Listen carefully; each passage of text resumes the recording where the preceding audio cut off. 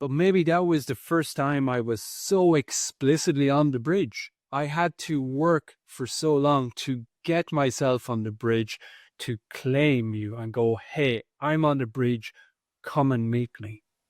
Yeah.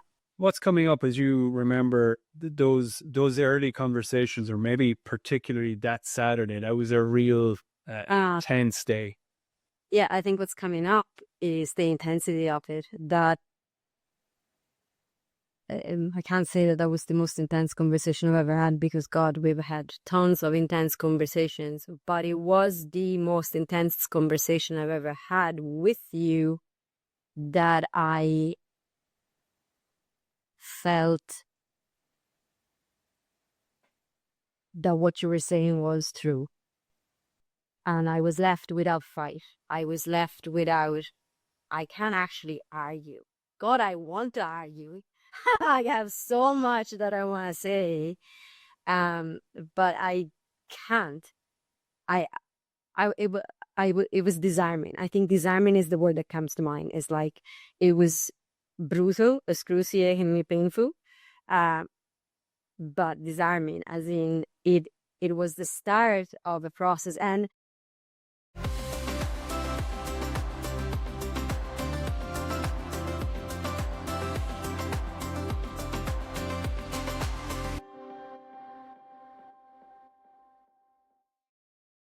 So welcome into the He Wants, She Wants Marriage podcast. I'm your host, Mark. I'm Mathilde. And you're welcome to a deep, intimate conversation on being a married couple and daring to get what you want. Yes, our first chat together. Yeah, in the comfy couch in our beautiful sitting room. This is like a real intimate, inviting you into our sacred space. Normally it would be the kitchen table, but chaos reigns there with the dogs and that, so it's not going to happen there. Very few people get into this space. So guys, it's really cool to be with you all. And hey, baby, amore mio, what a beautiful thing. This is episode number 1 of the podcast together. Yes, it is. Finally, we're here. Yeah. Those of you that have been following the Be the Husband She Brags About podcast, that was the podcast I was running before. You'll have met Matilda several times. The episodes that you came on giving the divine feminine perspective, they were really popular, and it was just really cool to get that insight. I'd love to, I think we need to kick off the He Wants, She Wants Marriage podcast in this episode to give the origin story to this podcast. Yes. As concisely as we can. It's like, we're not going to sugarcoat it. It was really intense, but we would probably need 10 full episodes just to cover the full origin story. So it would be 17 years. This is, well, the first thing is what comes to my mind that's really important about the origin story, to really give the underbelly experience of being a husband and, you know, from your perspective, being wife. Is this is the third time that me personally, you know, I've been geeking out for a good number of years on business, and it's the third time that I have come to you saying, hey, synergizing our efforts, you know, you up until now, you were doing your podcast, Daughters of Narcissistic Mothers, and clearly my own podcast was marriage related for husbands. The synergy idea just made sense. Yeah.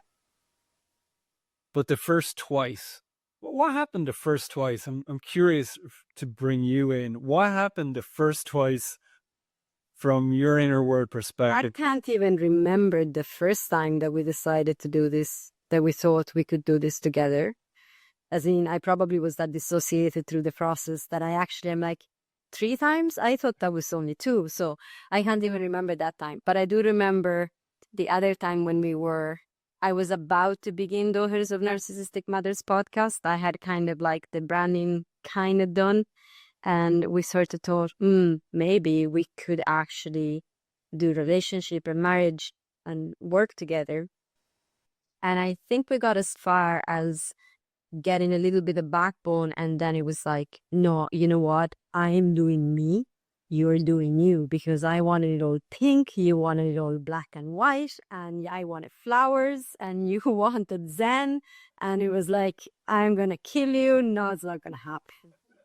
Which, I mean, the pain for my masculine mind, which is, at that time, more and more, I was studying business and, finances. I was like a touching distance to the promised land. It's like, bring the beautiful feminine in the world tends to be more of an opening to, working on yourself and like wanting to nurture marriage. I think it's quite widely accepted from anybody that works in marriages that it tends to be the divine feminine that really feels the ache and the heartache. So there was that part of me going, oh man, my rational mind just wants this so much. But my sacred feminine was, my emotional side was like, no. Those two times, like, no, that's it. I want to do me. You do you.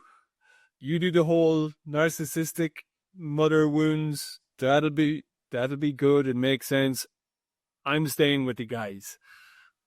And it worked. It did. I believe it was an essential step, because personally for me, I did not know about a lot about myself as much as I do now. Going through the maternal narcissism helped me understanding all those wounds, and which are relational wounds. And so not only gave me a lot of experience working with women, which always brought back the relationship. It always, when any woman that came to me that actually was in any bit of a relationship, it always went into that. But it also gave me so many insights as to why I had such a strong need to do me. After all of that, and we won't go into that today, but after all of that history of wounding and trauma with my family, I had a need to do me for a while before I could actually come to this place where I can now, I don't care anymore about if it's pink or flowery or black or white or whatever. I'm about the message and I'm about the work. But I couldn't do that until I had reclaimed those aspects of me and experimented. And I know from you sharing that there was something like that for you too in that. Yeah. You're bringing back a memory. Do you remember the moment that if I remember well, you actually teared up when I spoke it like that, and we discussed it a lot, and there was so much personal relevance. And I believe, knowing guys, the pretty much every single person I've met and spoken to, it's relevant to as well. But the distinction of ye, me, and we for those of you listening in, it's a marriage podcast. We represents husband, wife, king, queen. We represents your kids. Many of you, more than the majority listening in, are probably going to have kids. So that's we. We is like your present tense, the family under your roof. Me is clearly, it's the individual, and that's a really key part. But the ye is family of origin. And I remember when I said that to you, it was like my mind just formulating super simple ideas that my 5-year-old could understand. It's like, wow, you've been struggling to do we. I'm wanting you to do we. But your family of origin, they never allowed you to do me, do your individual human experience. So you had been your entire childhood in this prison of entanglement, and it was all about ye, all about them, 24/7 tending to them, continually forgetting. You just could not follow your own intuition, your own instincts, your own wisdom. So there was that part of, you just had to figure what doing me was before you could even enter into we.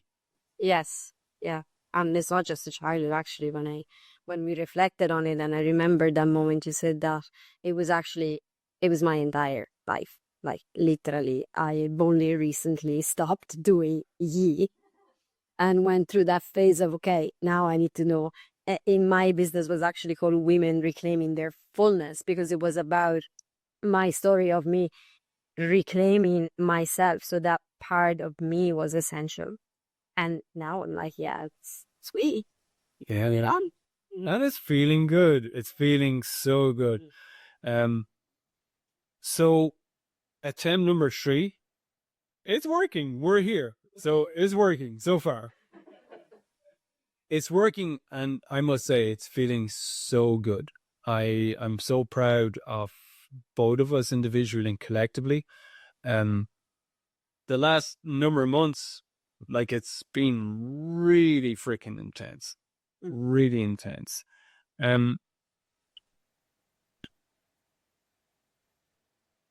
Pause. Yeah. It's the coming on the bridge.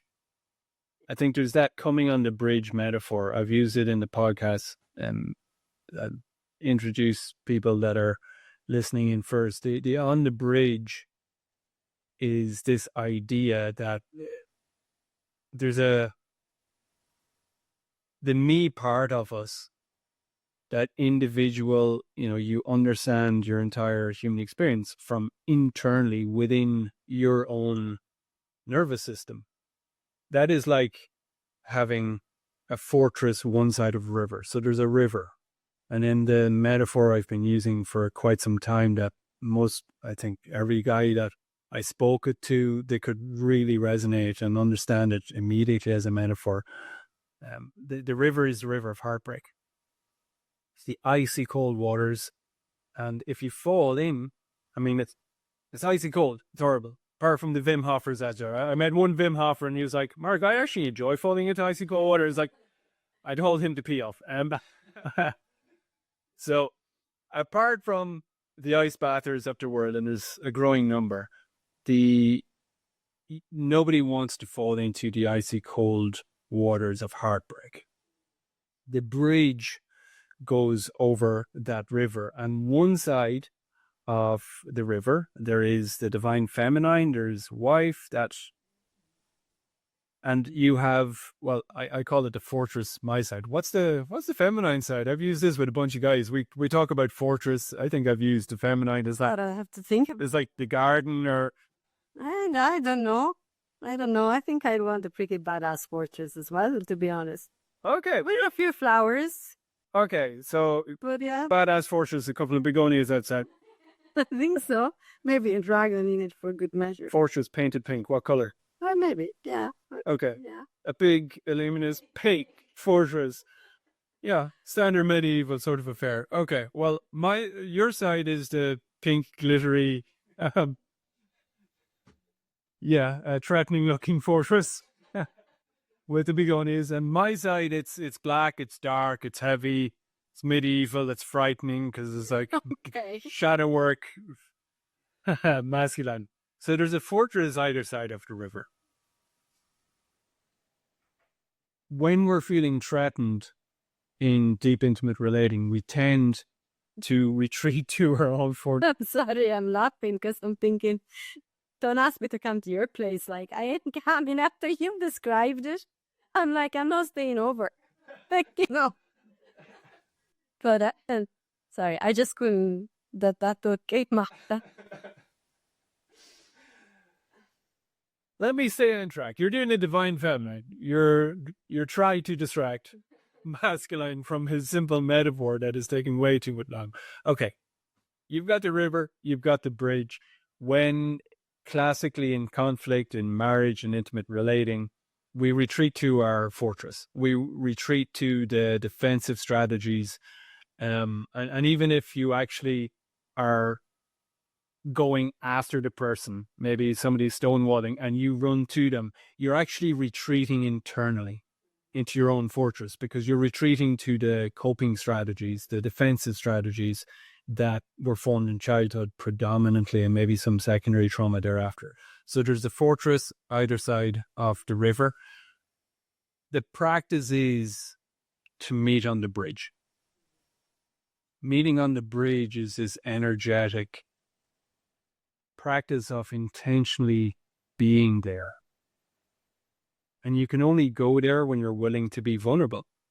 You're willing to be seen. You're willing to take a chance and speak your truth, irrespective of what's going to come back to you. It's actually inherently frightening in a way, definitely in early days without a lot of practice momentum there. So the metaphor works, and the ideal is, well, you can have one person definitely that leads and gets on the bridge. Classically, in any conflict, one person tends to take that step first. But the idea that in a loving marriage where there's deep trust and connection and there's safety, when one gets onto the bridge, the other person pretty quick gets there. And that's where the stability happened. So coming from the origin story for me of the podcast and what we're doing now, I'd have to speak to, I was doing Be the Husband She Brags About, and my deep inner work and men's work separate to that, and having guests on, all of that inner work. There was a part of me that had a building frustration and a resentment that there was this inner story that began to build, that I was doing all the work and you weren't meeting me on the bridge. So about 4.5 months ago, 5 months ago at this point, there's that infamous Saturday. We talk about that one Saturday. And there's been many, many conversations since where effectively, to summarize it, it was like, I want you on the bridge. I do want to own, in recent weeks, in the last month or so, it's been really humbling to realize I really had an arrogant perspective that I was so on the bridge, and yet it's been a beautiful thing for me, and I love getting lost in your beautiful eyes now, and really claiming this and bringing this public. Yes, I got on the bridge that day, so that energetically was true. But maybe that was the first time I was so explicitly on the bridge. I had to work for so long to get myself on the bridge, to claim you and go, hey, I'm on the bridge, come and meet me. Yeah. What's coming up as you remember those early conversations, or maybe particularly that Saturday? That was a real tense day. Yeah, I think what's coming up is the intensity of it. That I can't say that was the most intense conversation I've ever had, because God, we've had tons of intense conversations, but it was the most intense conversation I've ever had with you, that I felt that what you were saying was true. And I was left without fight. I was left without, I can't actually argue. God, I want to argue. I have so much that I want to say, but I can't. It was disarming. I think disarming is the word that comes to mind. It's like, it was brutal, excruciatingly painful, but disarming, as in it was the start of a process. And that's why I said that my journey with narcissism and maternal narcissism for me in my own life was so essential, and that's why I couldn't argue. It's like, I actually know that all those wounds I've carried, I know the workings of narcissism. I do understand now that those parts, and this is for everyone, those parts that got traumatized in childhood and that go through attachment trauma, and we're going to talk about that in this podcast at length, but they remain stuck in being extremely self-absorbed, because children need to be self-absorbed. That's okay for a child. When in the early years, they are self-absorbed, and that's okay. But when you go back to when you get triggered, and your woundings get triggered, and that was so true for me, and I was really easily triggerable. That was actually the big thing that made me understand. It was like, it's not that I was never on the bridge. I was at times when I was present, but because I was so easily triggered, I was in that self-absorbed mode very often. And when you're in that mode, you're not on the bridge. You're in your fortress. And so I couldn't really argue with that. But the way it was landed was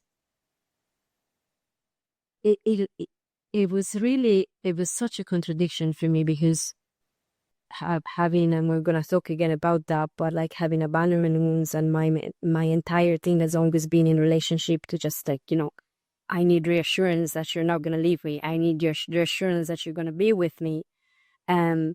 For that conversation, which was ultimately, if things don't change, I'm gonna leave you. Like, it was actually as intense an ultimatum as it can ever be given. I actually came out of that conversation, and I remember saying it to you once we kind of got back to a place where I was not the most regulated for the entire conversation. I want to be honest, like, there were tears, there were like kickbacks, there was a lot of stuff. But once we came back down, or I came back down a little bit to, okay, I'm more grounded now, I can speak. I remember telling you, I actually felt you with me.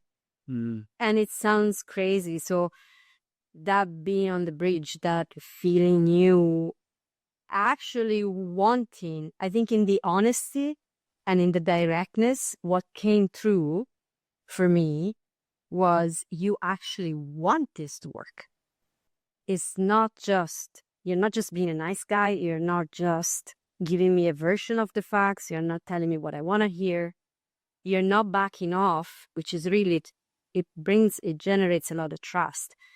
When I give you kickback, or if I cry or whatever, you're not backing off what you want, which I never would have thought it would have went that way. If someone told me from the outside, you're going to have this conversation, it's going to go that way, and actually you're going to be happy at the end, I would not have believed it.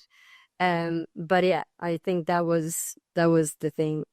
It made me see that you were actually really with me, possibly, and I don't want to say for the first time, because you have been with me several times, obviously in 17 years, like I had with you. But to that amount, I think for the first time, it was like, okay, you are actually wanting this to work, and you are actually asking me to stop being self-centered and own those parts and just move beyond them, go from being self-absorbed in my own pain and my own perception, and actually just start feeling you and start coming to this space instead of always being in my fortress. So that was what that conversation and many after that did for me. Yeah. The most clear ultimatum that came through me that day, and ever since, energetically, it just makes perfect sense. It's like, are you married with me, or are you married with that entity? Call it ego, call it, that persona that has protected you. And I think that was the bind for me for so long. Is like, there was, and I know I spoke that to you that day, is like, I'm done doing father energy, because there was this practice of equanimity, of allowing, and deep, loving, sensitive understanding as much as I could of the wholeness of your life's journey. And boy, like, we share so much with each other, and we always have, like, no matter how messy it was, no matter how we've just been sharing from the get-go, from literally night one. But that was really that ultimatum. It's like, hey, if we're going to do marriage for me is being a bridge. You're married with me. You're not married with that. It's on the bridge, and we'll both do it together. One thing I definitely need to own is I think that level, like, it's been a deepening. It's like it's like the self-mastery. It was a new level. Mm-hmm. That level, when I look back, I really had to go to the ground zero part of me, of my attachment wounding, which is at the deepest level, I don't matter. Mm-hmm. At the deepest level, I'm not allowed. I don't deserve to ask for what I want. It was really circling around that deserving. And I'd nudged on the last, 4, 5, 6 years in men's work, nudging. And our marriage was going really good. Mm-hmm. It was going really good. There just was a part of me that went, is this it? It is really good. It's cool. It's arguably way better. It's way better than what it was before. But I know in the podcast I had actually been saying for quite some time, and if you want to master something, teach it. That has always been my thing, and I believe yours in your podcast. This idea of like dysfunctional to functional, it's not good enough. And I think I really believe we did dysfunctional to beyond functional. We were going like really good, but I still just had this yearning of there's so much more here. There's so much more. I passionately, as you know, is like I've been really inspired by Buddhist teachings, enlightenment, and without going into going too philosophical, but I try to have a really practical idea of enlightenment, just being like a real grounded, deep inner peace and a happiness. And part of that is I now know is like unapologetically, without any guilt, without any need for anxiety or shame or feeling that I'm wrong or inadequate. If I want something, I speak it and I go get it.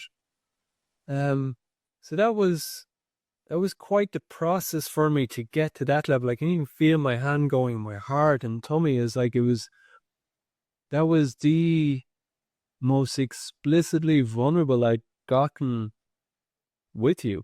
Mm-hmm. And I think definitely the most explicitly vulnerable I'd been, I believe, since early childhood, when at some point, mom, dad, whoever, like I just learned to not reveal my heart so much. Mm-hmm. Mm-hmm. Yeah. Yeah. And God, like the amount of parts that came to the surface since for me, I mean, parts that didn't feel they deserve love, parts that didn't want to be alive, parts that didn't want to be in a relationship, parts that didn't want to be left alone or abandoned. And God knows, like we can continue. There's a list. It's a lot of parts. But I guess the entire process was possible, I feel, because we both came to have, through the years, a set of tools and a set of practices that allowed that to happen. Because I know if I didn't have the tools and the understanding about my trauma, about my woundings, about how to bring myself back to a calm state, how not to get lost in really intense emotions, how not to project, how not to get reactive within reason. And this is not about doing it to perfection, but is about doing it to the best degree possible in the situation. If I didn't have all of those things, that conversation would have been my agenda. Actually, way less intense conversations than that would have been my agenda. And there's been a few scenes that I don't think I would have been able to go through at all without the tools that I've been learning. And I know that you would not have delivered and held space for me the way you have without the tools and the practices that you have. So I guess this is what we're going to share. In here, we're going to share. It's like, okay, guys, so you've had this really intense conversation or set of conversations that transform your marriage from, okay, it was already good, but now it's like, it's outstanding. Like, it's class. How did you do it? Because that's the bit. So, it should be revealed. Like, I mean, we're going to talk. Yeah. And talk about this because there's no need to go through 17 years of pain. And also there's, I guess, another thing that was really important is that in these conversations, what happened is we went from holding on to all those 17 years of history, which was a history of a ton of accumulated resentment, accumulated pain, accumulated, but you did that to me that time, but you said that to me that time, blah, blah, blah, blah, blah, which, I mean, it was all true. To, okay, maybe that story is not that important to keep carrying, and we can actually just move on, which was quite a powerful thing. Yeah. One thing that's really important for me to speak in this conversation for people listening in, because in the early days anyway, there's going to be a momentum of the audience of guys out there that have been listening in. Be the husband she brags about, and the process and the communication, own curious truth, which in fact I had never mastered own curious truth to the level that day in the conversation since. So it's an amazing process. But what I really want to speak to is this idea that just because you've done work doesn't mean you're the best in the relationship. It's essential that guys that have that momentum, that idea, it's an egoic thing of, this getting this idea that, well, you're actually the one that knows more. And I had that element on it, getting the bridge, and it's like there was that element that deep down, it hadn't been to the surface so much, but that day and since I realized, wow, that element, and it's a spiritual, psychological arrogance. And why it's so dangerous, it's one thing I noticed when I came, if you want to say, to men's work early on, was the more I read, I was following, I'm not going to mention names because every guy is going to have his own story, so I'm not to know how things roll, but I had this startling observation, which was like really, really famous coaches, life coaches, relationship teachers, and these guys teaching the world about marriage, teaching the world about relationship, and they're on their second and third marriage. And that just never sat with me. I mean, that was just weird. Like early days, this is weird, and I had that deep commitment of I didn't want to be that guy that worked on myself, and I'd say it's a challenge to both sides to not get ahead of yourself and feel you're the one that's working, so you're better.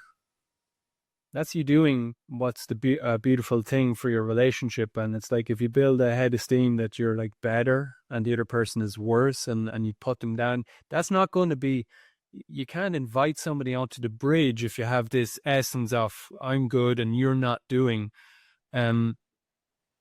It's not going to support that process.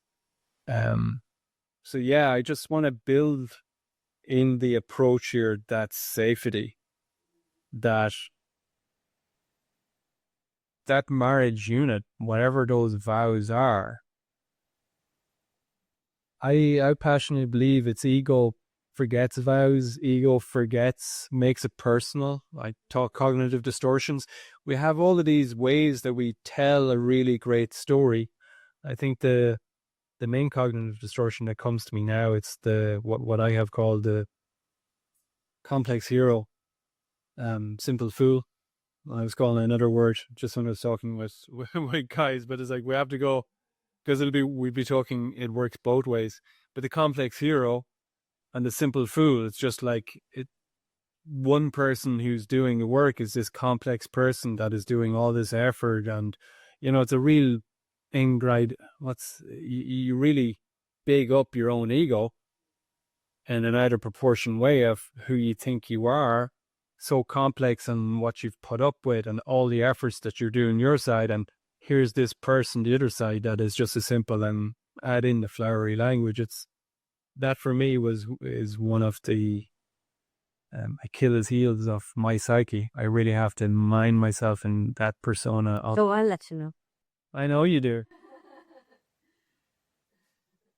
But I get it, and I had the same thing quite a bit. I have a part that can go there for sure. because the work I've done in embodiment and feeling into my body, feeling into my emotions and all of that,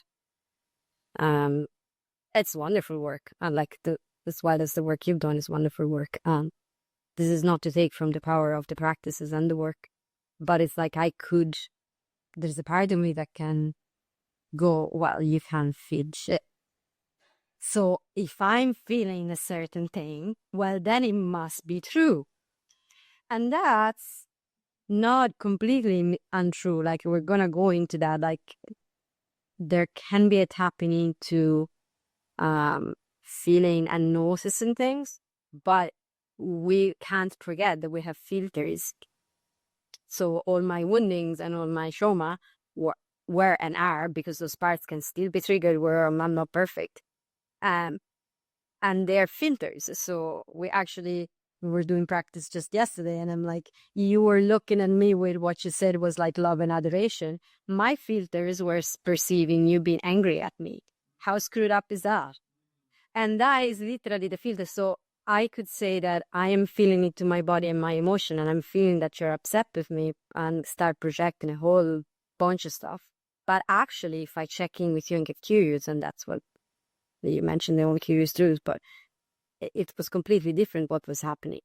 So that happens in a relationship all the time. And so I'm saying this for the women, because there's going to be women listening in, and as women, we do have those pathways of feeling into our bodies. And if you've done any bit of feminine practice, if you've done any bit of embodiment, if you define yourself as an empath or a very sensitive person, you may get quite righteous in those feelings and quite judgmental of the other person, because you're the one that feels. And again, this might not necessarily be untrue. You may be the one that feels a little more. That's okay.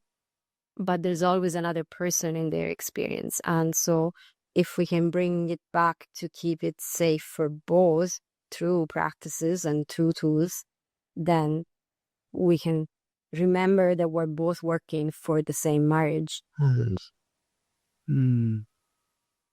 Yes, it's the combined practice that's definitely driving me. And I know yourself, like, he wants, she wants the title. Is that belief. Like, why be in a marriage long term? For me, that's the tragedy that I was seeing unfold. And it's like, it was better and better and better. And like, wow. But I think it was just that deserving part. When I got to that part where I deserve to be happy, I deserve to have an amazing sexual relationship, I deserve to have all of you here. The girls deserve to have all of you, all of me. We deserve to have abundance. We deserve to have amazing sex. We deserve to have our finances. We deserve to have adventures. It's just like, I deserve. That was such a liberating thing. And like, why be in marriage and cap it with a glass ceiling where you don't even know, and just for what ultimately are really, well, for pathways that were set down when we were 3, 4, 5, that you just hit a glass ceiling and then that's it till death do us part. Is like, that's just not fun. You know, the richness and the beauty of where marriage can bring us. So we're having tons of fun, amazing fun. I'd love to bring in the 3 categories that we're going to be bringing into the podcast and the culture and the community going forward. There's been a revelation for us. And I think there was that exercise that we did from Diary of a CEO, that book, where in the early discussions for, okay, are we going to do this? Are we going to do the podcast together? There was that one exercise of asking the question, why is this going to fail? I've never hated an XSVP or... It was brutal. It was brutal, because up until that point we had, like, I don't know, was it like 4 or 5? I'm forgetting the amount of days, but it was like the better part of a week of a lot of enthusiasm, a lot of optimism, a lot of, yeah, let's go. And when I read that, oh, and my intuition was like, this just makes sense to ask this now. And then the conversation got real. Yeah. They got real and intense and messy and juicy. And what came out of that were these three categories, I believe, and the realization. I definitely, it was a realization of, how much I was coming from. It was category, well, it's not number one, but the first in this conversation, it's the idealized independence, where my pathways growing up, and when that term came to me from observation, reading men's work, and it's like, whoa, my persona has been built on idealizing independence, like freedom and being me and in relationship going to a point, but definitely explicitly pronounced, really black and white, first 12, 13 years of marriage. I think that, like, I'm proud of myself and the men's work I've done. The rough edges have been rubbed off really considerably to allow me get to the point where actually I could be on the bridge, but still I can notice that freedom. There is a part of my persona that gets really frightened from losing myself in marriage, losing myself, and this idea that you have the power to take me over and suffocate me. So there's a trigger happy, I want distance, this is getting too much. Mm-hmm. What was the beautiful part?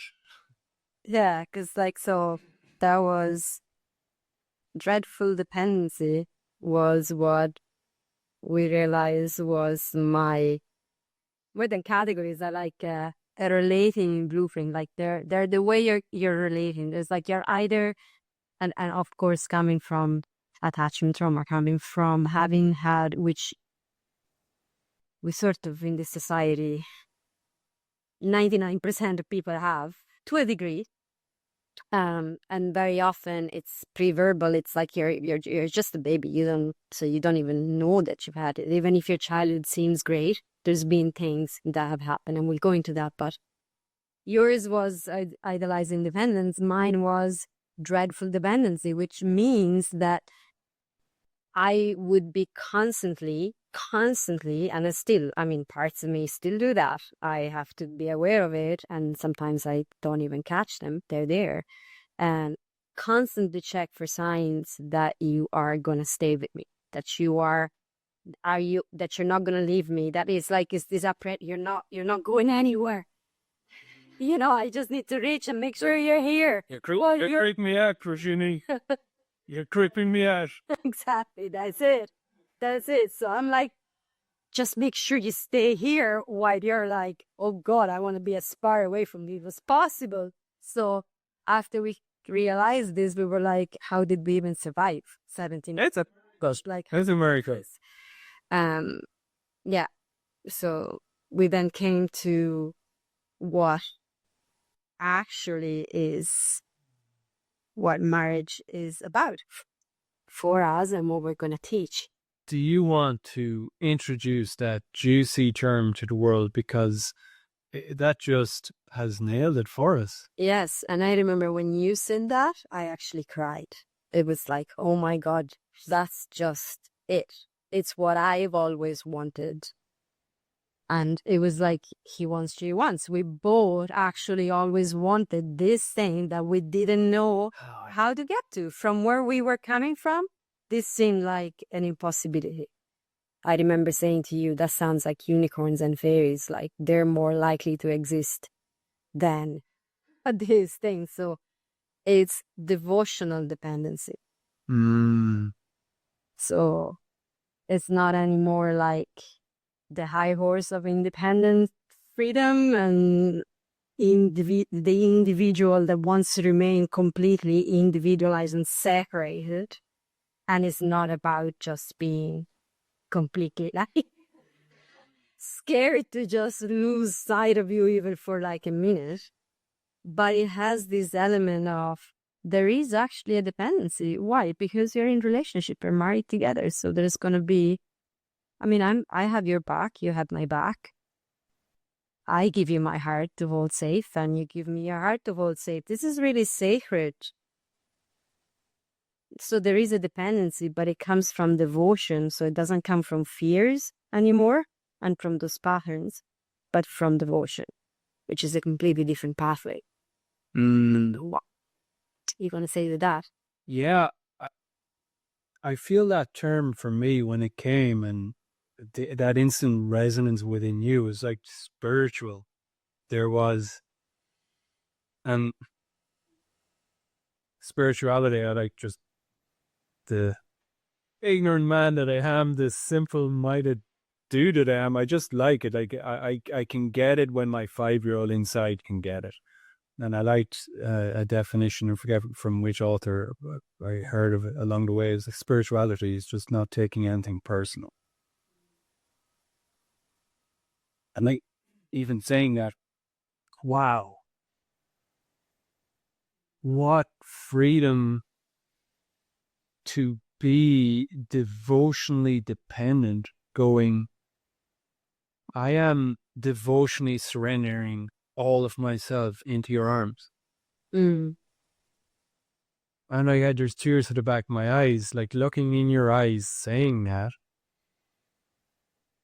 You have all of me. Mind me. Mm-hmm. This is me facing my deepest fears. My 5-year-old, he learned that safety was myself, and that getting close is death. There's going to be the worst form of pain and suffering is in surrendering, is in getting too close. So getting too close is death. So, but there was this, it's like 100 trillion neurons, whoever counted the number of neurons, God bless him, but it's like every single cell in my nervous system went, this is perfect. All my efforts, all my reading, all my practice, all my meditation, all my hundreds, if not thousands of times going to that Buddha's teaching of it's not the appearances that bind you, it's your grasping. It's that grasping that just made every thought and every emotion I felt and made a story that it was personal. It's like, I'm surrendering all that BS. I'm here. I'm 100% here. And fucking mind me and be there. And let's do this dance. Let's not do this semi-dance forevermore with a semi-cool, above average marital experience, but just nowhere near where it can go. That just wasn't part of my plan coming in, and that's the podcast. He wants, she wants. We were born to want. Oh, yeah. Not the socially conditioned, I would like, with this conditional sort of like, I would like, and I'm saying it in a way I would like because I'm actually predisposing myself to the high likelihood that it's not coming. That it's not coming. It's like, and I'm gonna be happy with the crumbs off the table. Yeah, it's like I want the full 5-course, 5-star meal from the table of life, and my marriage is an inherent part of that. Like, are you coming with me? And it's like, it's a most healing, beautiful thing. And it's that idea of devotional dependence. Yeah. It's that base, that foundation, that safe, sacred fortress, but it's not a fortress that side or this side. It's a fortress and we're both in it. Yes. You know, when the world gets tough, we retreat to that fortress, but it's a fortress of we. 100% we. That's where we retreat. Times get tough, let's practice. Let's surrender completely together. And that for me has been a revelation, and one of the most clear signs for me from a neurophysiological sign. Like, it's not even just like, oh, that's a cool concept. My entire body has been telling me. Those of you that have been listening into my podcast, Be the Husband She Brags About, I've shared with you guys I've had this long-standing thing with what can be called erectile dysfunction. And that was a part of that day. I remember that first day, that 2.5, 3 hours out on the road, having that immense conversation. I remember saying and claiming, it's like, hey, erectile dysfunction, I'm sick and tired of that. My nervous system is giving me perfect feedback. But since those first few conversations, I'm really, really relieved as a man to go, I haven't got any issues sexually. It's like my entire system, Imagine my relief. Imagine your relief. I can only imagine. It's been glorious. It's been absolutely glorious, and a telling sign, inarguable. The neurophysiology doesn't lie. You can tell a pretty story, but every single cell in my body, it's like it's good to go. I'm getting what I want.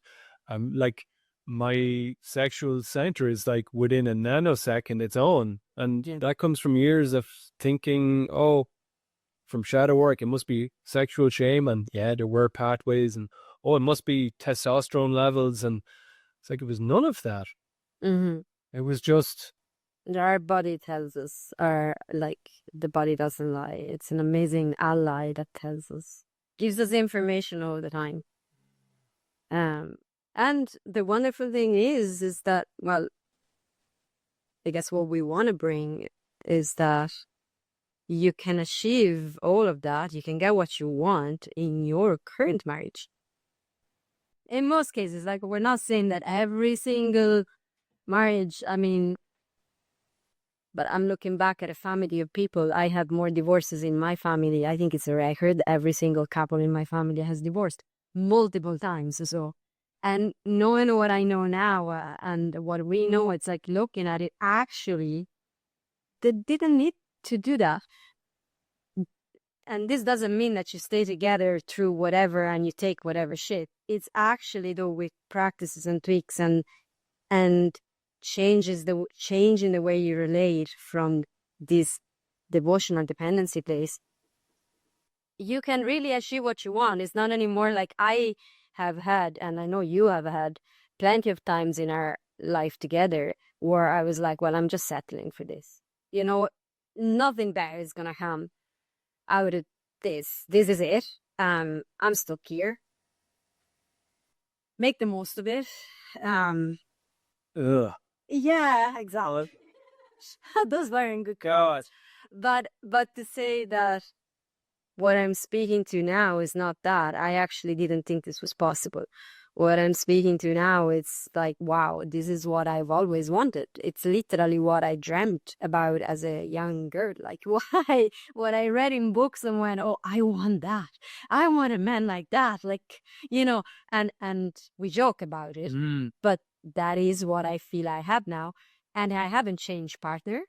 We haven't changed anything ultimately, even in our life, practically speaking. We live in the same house. We've got the same house. We've got the same habits. We've got the same things. So just a few things, a few key things, and we have unlocked the marriage we want. And I'm not saying that is easy, but it is ultimately simple. There are not many things that you gotta focus on to be able to have that, and most of them are actually daily.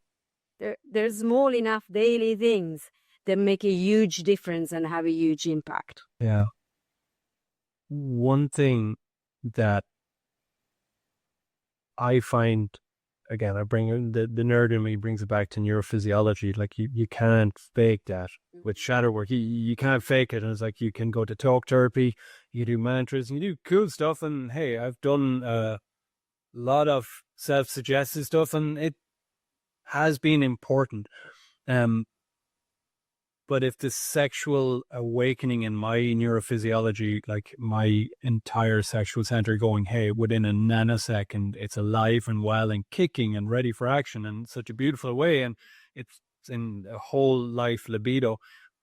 One key thing that I have found has happened since we have come to this devotional dependency practice and paradigm is your nervous system all of a sudden got really fine with projecting a future vision. Yes. Can you speak to that? Because that for me, I had this since coming to men's work and reading all these incredible books, and nearly every single book or online course has some element of making a vision. And it's like, hey, come on. Like, and there was that part of, I suppose, dread maybe.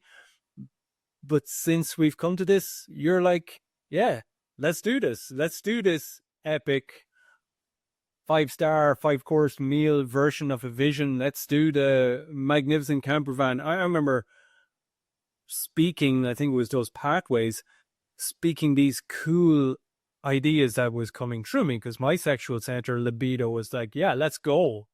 Getting one-on-one in the bedroom, getting one-on-one in conversation, getting one-on-one, and wow, let's do this.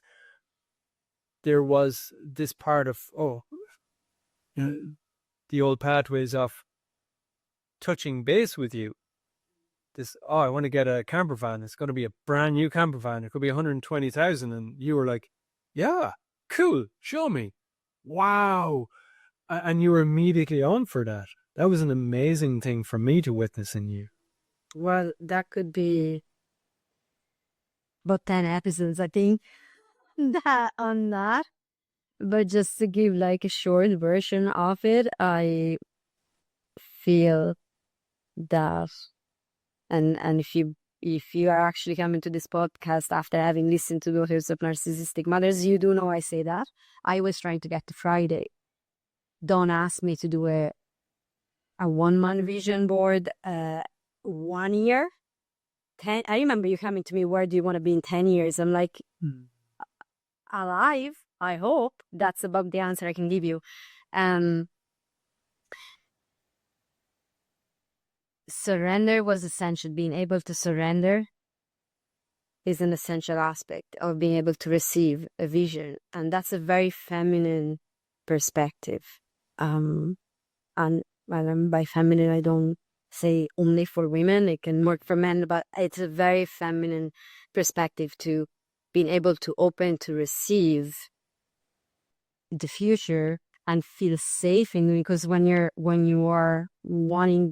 accepting that you're actually gonna visualize the future, you have to surrender into it. Like from a person that has been guarded like with literary cannons and like armor and all of that my entire life, surrendering into anything, a vision, and then in that having to make a vision that is together with another person. How much risk is in that? I mean, those protective parts don't even want to go near that. So feeling you actually on the bridge, feeling you committed to this whole different level that was never there before, brought the safety. And it's a dance, as we mentioned, the bedroom. Like, I mean, the feminine surrenders. So all of that works from the bedroom to the vision of the future together is not anymore a separate thing. Like I never felt I could have a vision because you would have stopped it. You sabotaged it. And I'm sure that there were similar things happening your way in different, maybe from different slants, but and I wasn't even conscious of that. I actually didn't know that that was the mechanism. So that's been amazing. I have my 1 year plan now. I have a 5 years plan. I have a 10 years plan. I have it all written down. I've written my own eulogy. Like, can we talking about vision boarding? I've got it nailed. And that was like in what?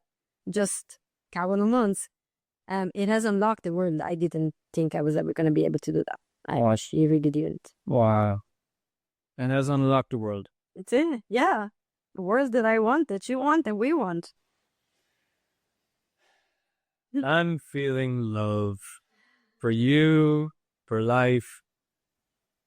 I'm feeling hope.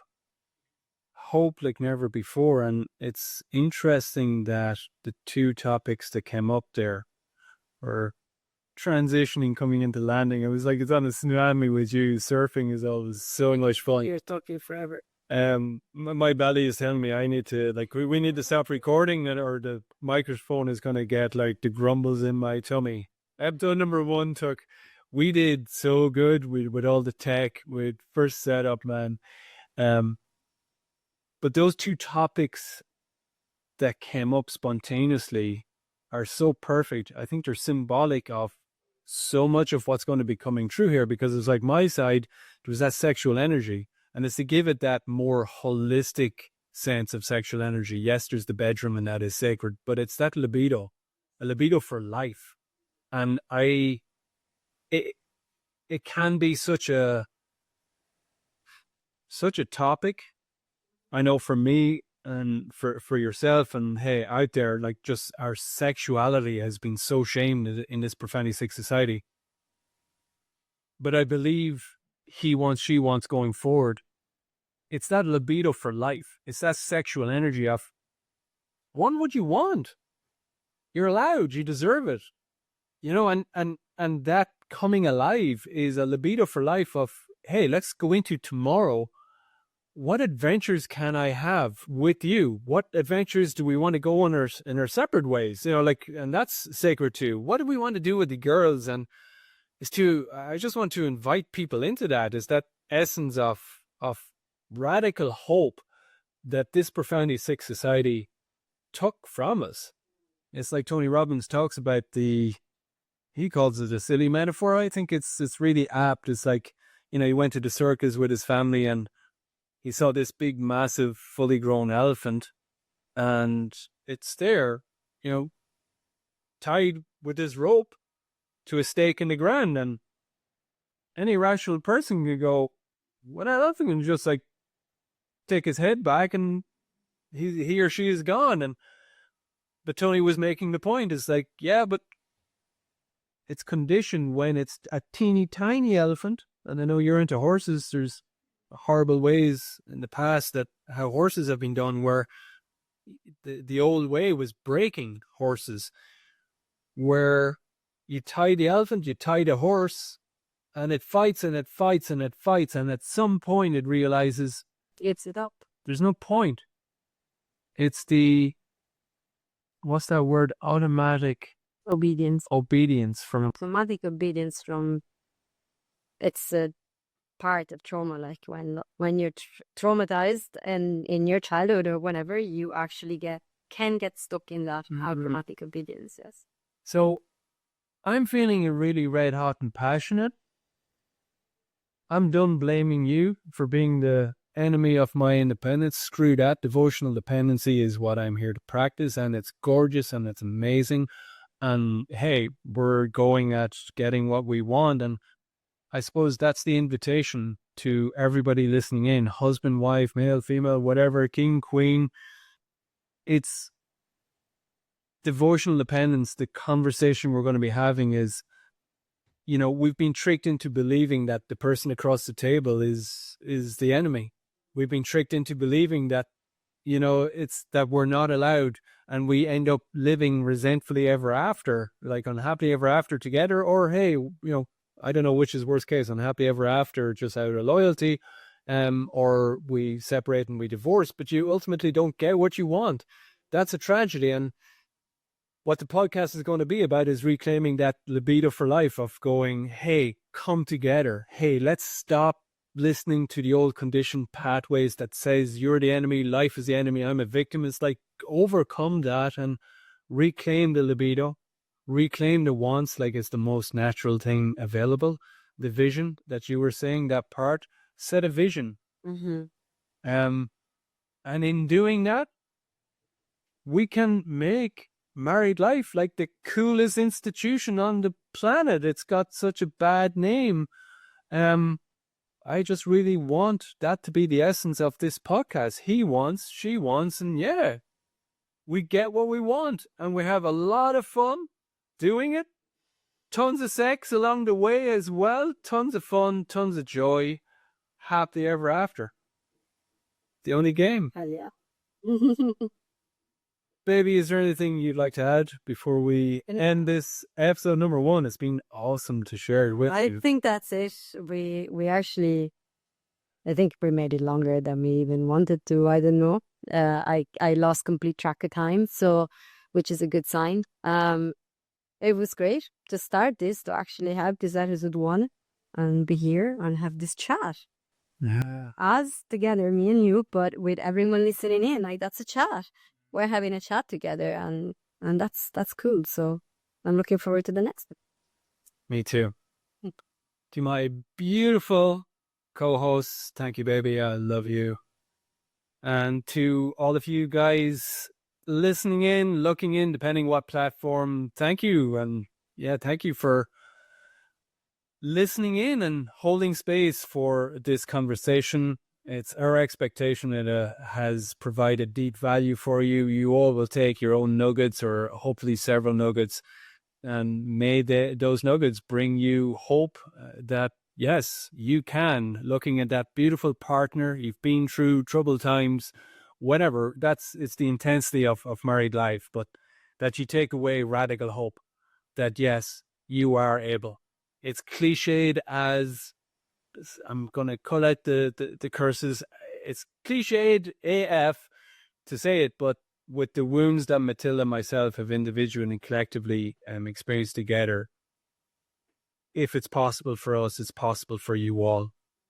Whatever you've been through, it's brought you to this moment. If you're listening to this conversation, there is tons of hope.